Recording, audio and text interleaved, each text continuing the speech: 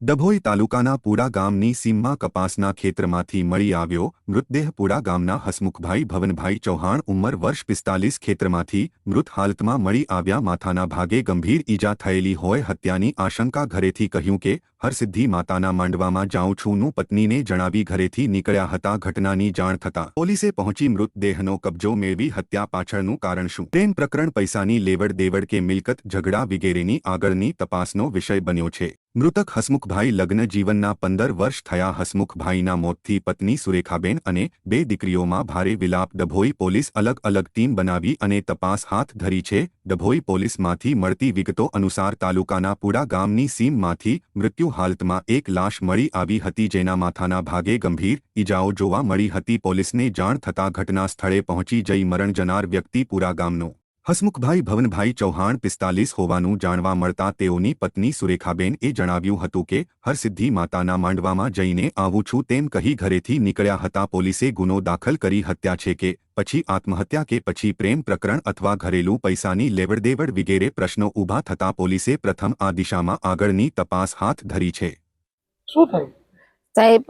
ઘરેથી માતાના મોડવામાં જમવા ગયા હતા, ત્યાંથી અમને છોકરીઓને મૂકી ગયા અને પછી કે મેં કે પાછો જઉં છું માતાના મોડવામાં કે પછી સાહેબ કે ફોન ના કરતા કે તો અમે છોકરીઓ મારી નાની નાની તે ફોન કરે કે પપ્પા આવતા નહીં તો મોબાઈલ સ્વિચ ઓફ કરી દીધો। પછી એ કે હું આવું છું કે મને કે તમે ફોન ના કરતા કે પછી તમને કેવી રીતે ખબર પડી? હે એ તો અમને સવારમાં ખબર પડી કે મમ્મી કે મારી નાની નાની છોકરીઓ છે ને તે કે ભાઈનો ફોન આવ્યો તો કાકાનો કે તો કે મમ્મી કે એ તરત જ ફોન આવ્યો ને એટલે તરત જ ઘરમાંથી નીકળી ગયા કે તો અમને એવું કીધું કે અમને ફોન કરતા ને અમારી મેતે આવીએ છીએ કે હું આવું છું કે મારી મેતે કે તો અમે ફોન ઉપાડ્યો ને પછી મોબાઈલ સ્વિચ ઓફ કરી દીધો। તમને શું થયું છે? એમને શું થયું છે? માર નાખ્યા છે સાહેબ। તમને કેવી રીતે જાણ થઈ? અમે સવારમાં આવીને જ ખબર પડી હમણાં। તો હું કીધું ખેતર ભણી જોવા જાઉં એવું કીધું ને તો પછી અમે આવી જોયું તો અહીંયા આગળ પડેલી હતી। કઈ વાગેલું છે? માથામાં વાગેલું છે સાહેબ।